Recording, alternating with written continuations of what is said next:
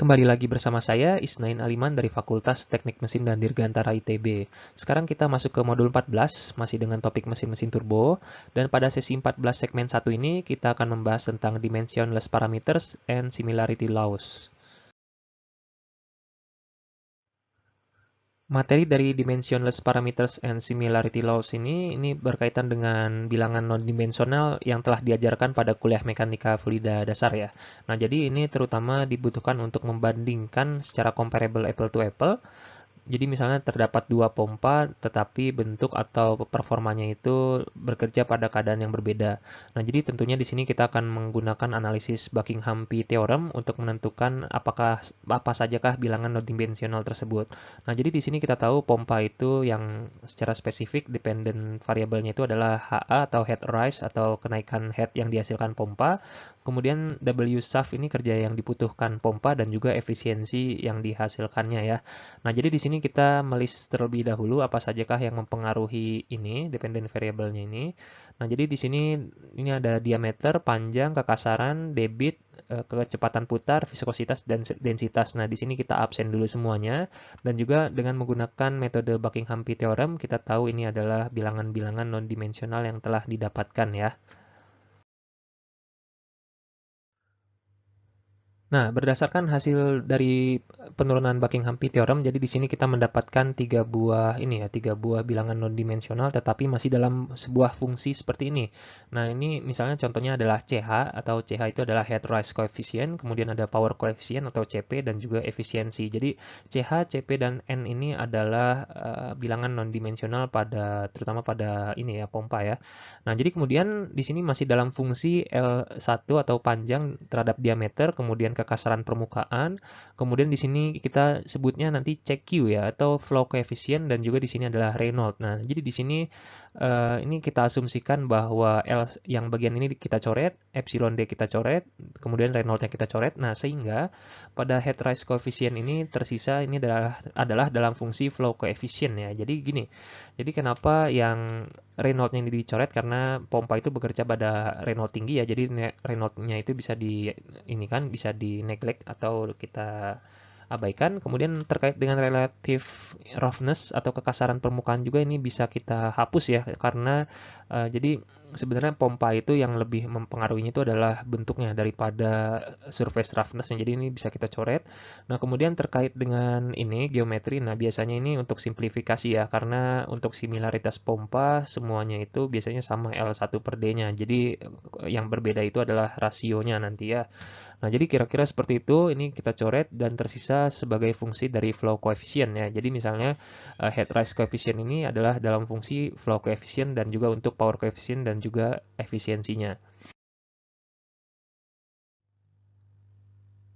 Berdasarkan pump scaling laws atau hukum ini ya, hukum kesebangunan dari pompa ya. Jadi diasumsikan bahwa jika kita membandingkan pompa 1 dan pompa 2, maka mereka itu bekerja dalam atau beroperasi dengan flow coefficient yang sama ya. Jadi ini adalah asumsi ketika kita menggunakan persamaan ini. Jadi ini adalah head rise coefficient, ini adalah power coefficient atau bilangan daya ya, dan juga ini adalah efisiensinya.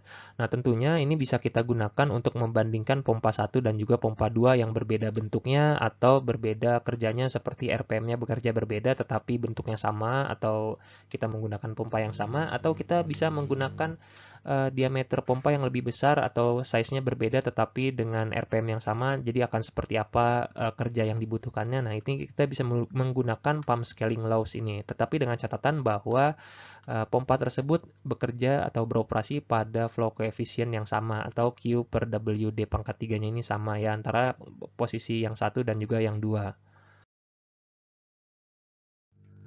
Nah, ini adalah kurva yang menarik ya. Ini terkait dengan performance data dari sebuah pompa sentrifugal. Jadi misalnya kita lihat yang A dulu, ini adalah kurva karakteristik ya. Jadi ini adalah kurva kerja seperti apa si pompa itu jika misalnya debitnya itu kita ubah-ubah nanti terhadap si headnya ya. Jadi misalnya gini, suatu pompa itu bekerja pada debit yang kecil, misalnya 1000 rpm ya. Nah, maka yang dihasilkan itu headnya itu maka dia besar ya. Nah, tapi jika kita menggunakan pompa itu pada debit yang yang besar, nah maka headnya itu akan turun dan seterusnya ya. Jadi kalau misalnya kita ingin bekerja menggunakan pompa dan bekerja pada efisiensi yang setinggi-tingginya, maka kita harus melihat kurva efisiensi ini. Nah, berarti pompa ini sangat efisien pada debit 3000 galon per menit dan juga dia menghasilkan head kira-kira 65 feet ya. Nah, jadi untuk membaca kurva yang sebelah kiri ini seperti ini. Untuk membaca kurva yang sebelah kanan ya, jadi ini adalah kurva karakteristik dari persamaan dimensionalnya. Jadi di sini ini adalah CQ, itu adalah flow coefficient. Nah, jadi di sini kita bisa menggeser-geser si CQ-nya di sini. Nah, kalau misalnya si pompa itu bekerja pada flow coefficient 0,050, nah artinya di sini kita bisa tarik ke atas ya untuk mencari misalnya coefficient of power-nya ini begini. Nah, di sini kita tarik ke kanan, jadi ini adalah CP-nya antara 0,012. Nah, kemudian CH-nya di sini koefisien head rise-nya itu ya, ini kita bisa lihat ke arah sebelah kiri 0,2 sekian. Dan juga untuk efisiensinya ini kita bisa lihat di sini bahwa sekitar 80 tapi tidak maksimal ya. Kalau misalnya maksimalnya di sini CQ-nya itu flow koefisiennya sekitar daerah sini ya. Antara 0,05 sampai 0,075. Nah, tentunya kalau misalnya kita ingin membandingkan yang sebelumnya itu tadi kita menggunakan persamaan sebelumnya itu harus dilakukan pada CQ yang sama ya atau flow coefficient-nya. Kira-kira seperti itu materi dari sesi 14 segmen 1 dengan topik Dimensionless Parameters and Similarity Laws.